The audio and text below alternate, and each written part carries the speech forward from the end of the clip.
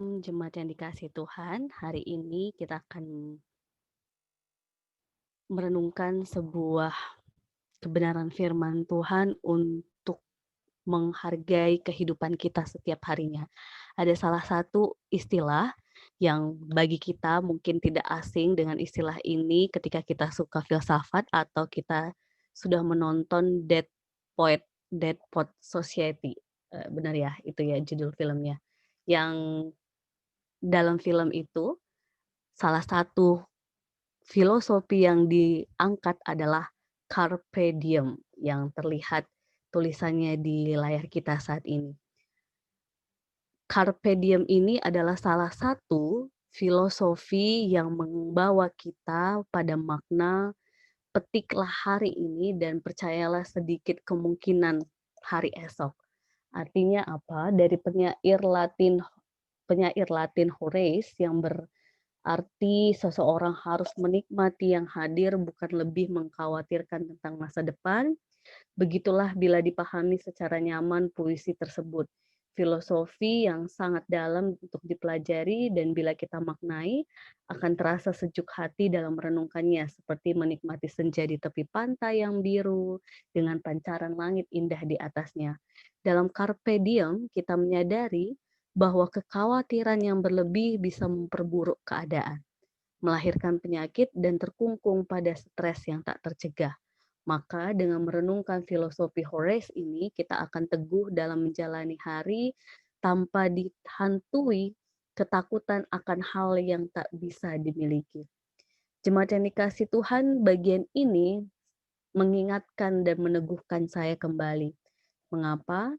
Karena tepat tanggal 11 Senin kemarin, satu hari di jagat maya atau berita di WA, bahkan medsos yang ada, dihebohkan dengan kepergian 4 pendeta.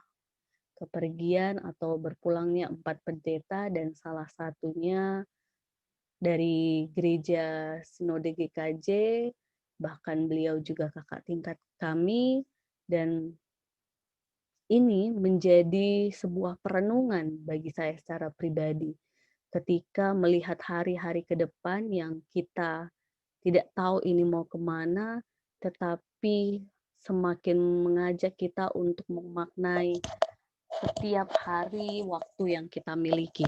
Dan saya pun teringat dengan istilah atau filosofi dari Carpe Diem ini. Jadi kalau kita lihat istilah ini bukan bilang kita tidak boleh khawatir dan akhirnya bisa dengan senang hati ke sana kemari, bukan begitu jemaat yang dikasihi Tuhan, tetapi lebih bagaimana kita menikmati keberadaan hal-hal kecil di sekitar kita, tapi sekaligus menghargai hari ini untuk menjaga sesuatu yang ada di sekitar kita.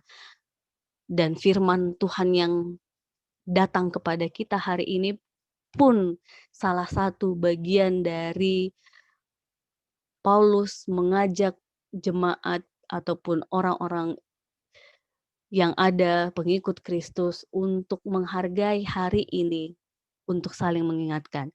Bacaan kita terambil dari Ibrani pasal 3 ayat 7 sampai 19.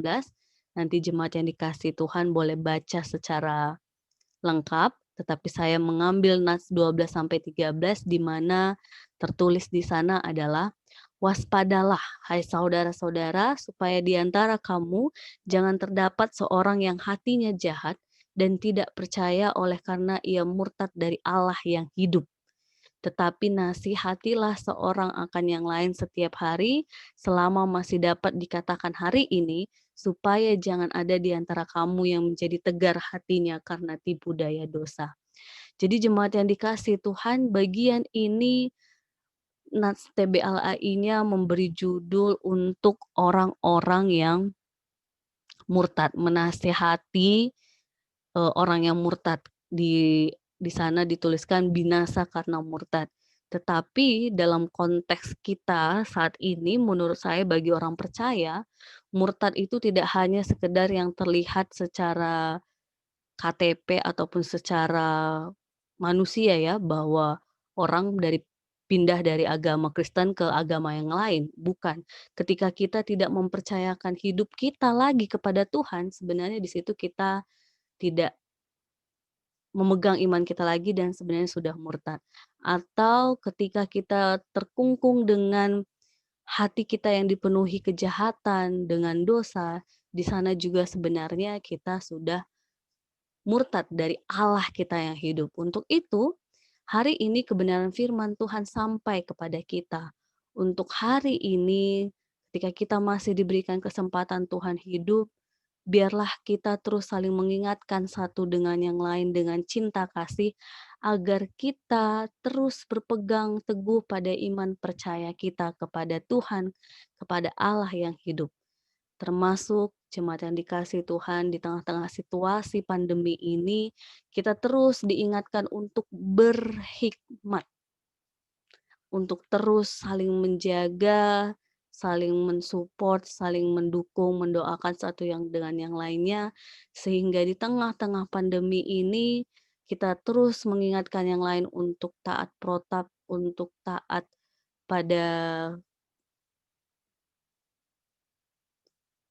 anjuran-anjuran yang diberikan oleh pihak tenaga medis, karena jemaat yang dikasihi Tuhan, sudah ada banyak pengalaman orang-orang yang akhirnya dia sadar COVID itu menyeramkan, COVID itu, sesuatu ketika sudah menghadapi sendiri keluarga besarnya atau salah satu orang terdekatnya yang begitu cepat dipanggil oleh Tuhan karena COVID-19 ini.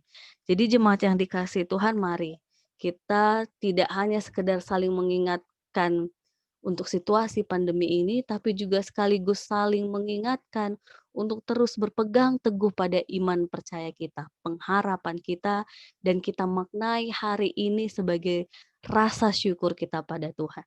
Kita tidak tahu apakah esok, lusa masih kita genggam, kemungkinan itu masih kecil, tapi yang kita miliki adalah hari ini. Apa yang bisa kita lakukan hari ini, lakukan, dan ini juga menjadi, penguat buat saya secara pribadi, bagaimana kita terus memaknai kebersamaan kita bersama keluarga ketika berada di rumah saja, ataupun kebersamaan dengan teman sekerja kita, dengan orang tua kita, dengan anak kita. Hari ini milik kita, esok masih kemungkinan dan misteri, tetapi mari sama-sama kita memaknai hari ini dengan terang cinta kasih Tuhan. Tuhan memampukan kita, Tuhan menolong kita. Amin.